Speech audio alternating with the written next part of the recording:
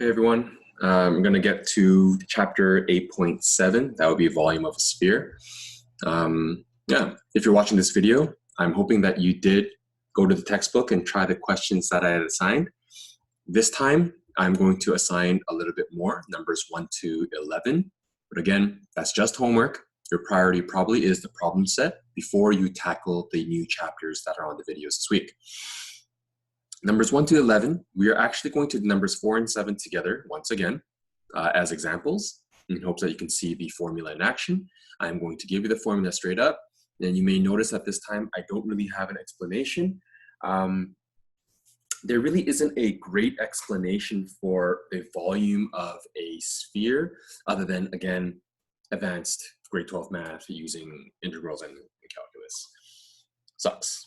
So for this particular one, though I hate to say it, you're gonna have to just bear with me and believe this volume formula to be true.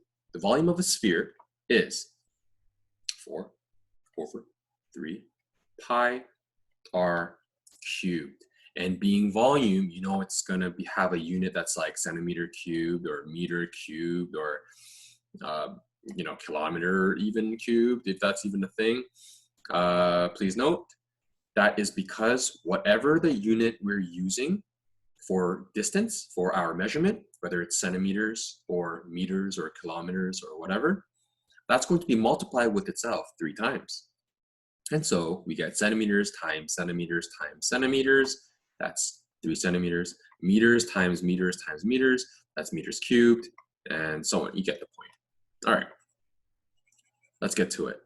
Number 4 in the textbook, a table tennis ball just fits inside a plastic cube with edges 40 millimeters.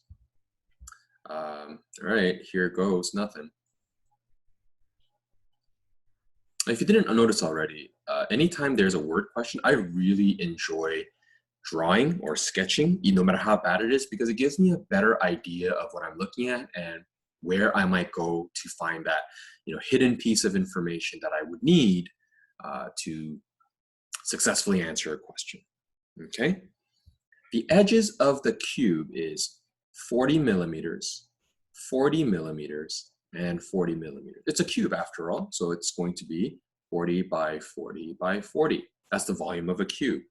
The reason why I think in this particular question it's very important to establish this is the question says, this table tennis ball just fits.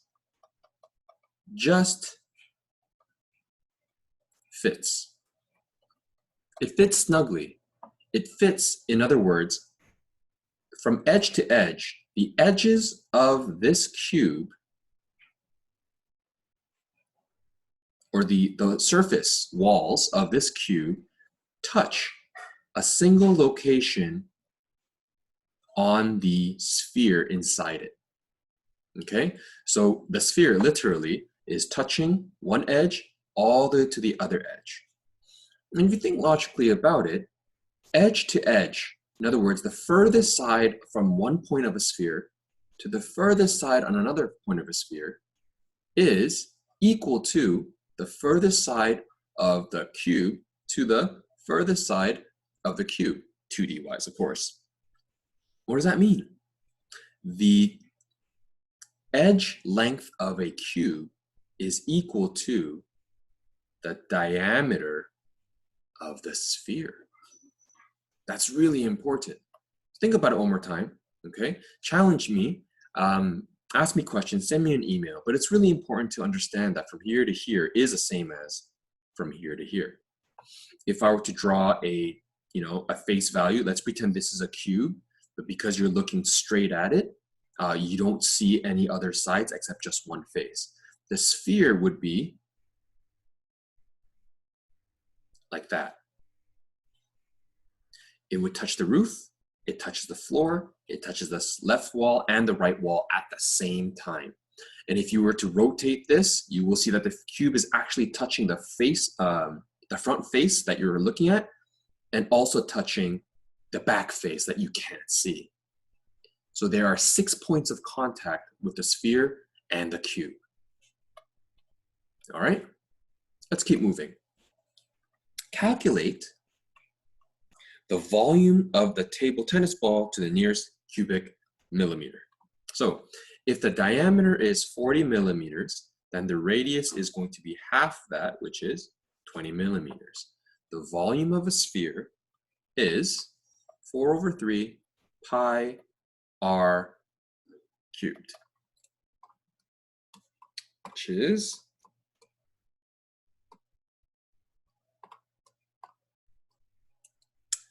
33,510.32, but to the nearest cubic millimeter, there it is. Part B, calculate the volume of the cube. Well, that's pretty simple. It's 40 times 40 times 40, which is 64,000 millimeters cubed. Part C, determine the amount of empty space. Oh, interesting. All right, I'm gonna do my best to try to highlight what they're asking for. The entire volume of the cube goes from edge to edge, and all of that. That equals 64,000. From there, I have, let's use a different color, the sphere. Inside, that is 33,510. Okay? Which part of this image that I drew is still blue? You get what I'm saying? The blue color used to be the entire thing, but we decided to fill a certain portion of it with the sphere. Which part of it is not the sphere? Another way I can explain it is, let's use a different color.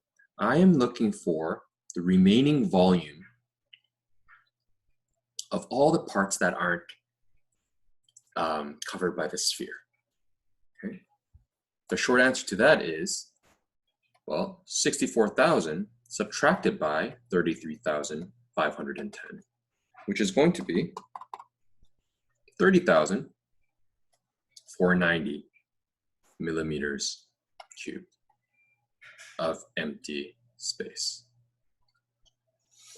If you're still not quite sure exactly how I got that logically, this question actually reminds me of one of those lateral thinking puzzles that I was asked as a kid by a teacher, no less, and it's a little morbid. So if you're a little squeamish, maybe you want to just go ahead and skip to the next question. The question was this: how would you accurately measure the volume of a human head? Scratch that. How would you accurately measure the volume of your friend's head?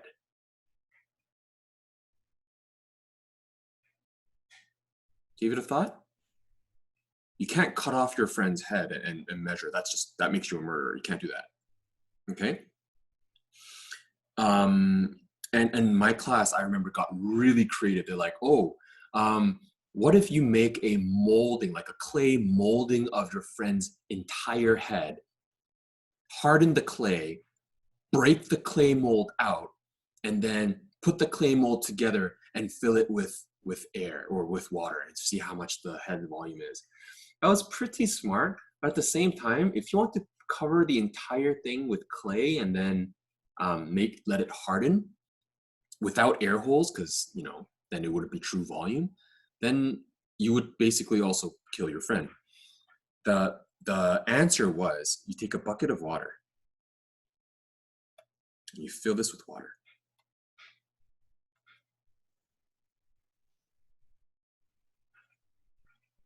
Okay? And under that, you have another bucket of water. Okay? And you will take your friend's head and you will dunk your friend's head inside water. Hopefully he has, or she has, or they have, nose plugs or something. Okay? And when you do that, the water will end up spilling out because this amount of space that used to be taken up by water is now taken up by your friend's head. So where does that water go? It doesn't disappear into thin air. It'll have to spill out. The amount of water that's spilled out would be the amount of water that was in the location of your friend's head. It's the same idea. This cube used to have 64,000 millimeters of space, of volume. Out of that 64,000, 33,510 was taken up by this foreign object, this sphere. So how much is left over? This amount that's left over in empty space is 30,490 millimeters cubed. All right, try that again. That's question 7. Question 4. I'm going to move on to question 7 by clearing this sheet in 3, 2, 1. Question 7. Golf balls are stacked 3 high in a rectangular prism package. The diameter of one ball is 4.3 centimeters. What is the minimum amount of material needed to make the box? All right, you ready for this? It's asking for the material needed to make the box. Material needed. That is a keyword for the surface area of rectangular prism. Okay? I need a lot of dimensions. So how do I calculate the surface area of a rectangular prism? I need the area of this rectangle. Okay? That will mean I would have the area of the base rectangle. I also need the area of the sidewall, the sidewall, the sidewall, and the sidewall. I have to add all of them up. Luckily, because I'm dealing with spheres here, the area of this top and the bottom are going to be squares. Think about it. If I have spheres that are snugly fit, the top has to be a square. All right? So let's get to this. I'm going to draw this. I'm going to clear this up a little bit.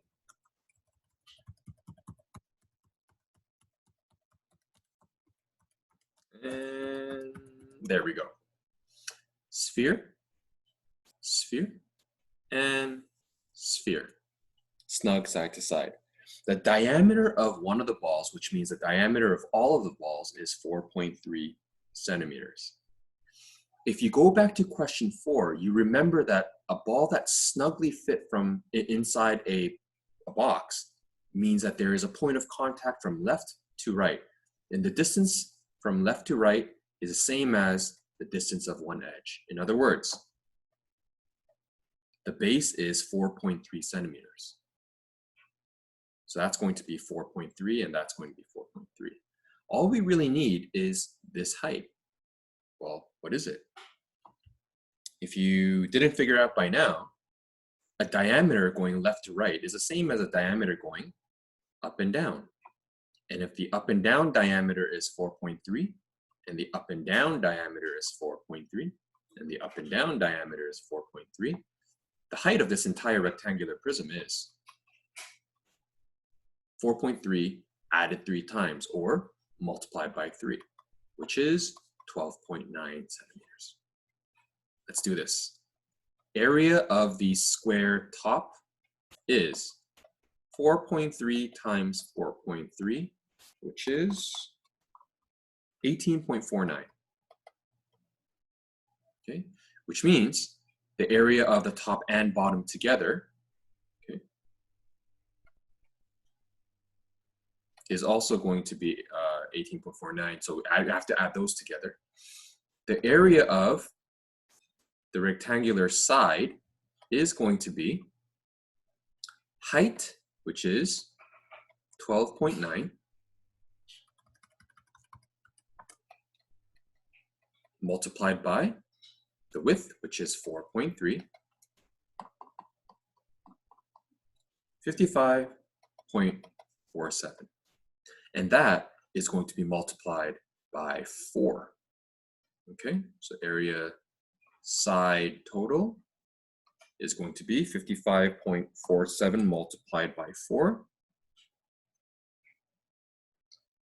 There it is, units, units, units, and units. So the total surface area is going to be 18.49 twice with 55.47 4 times. It is going to be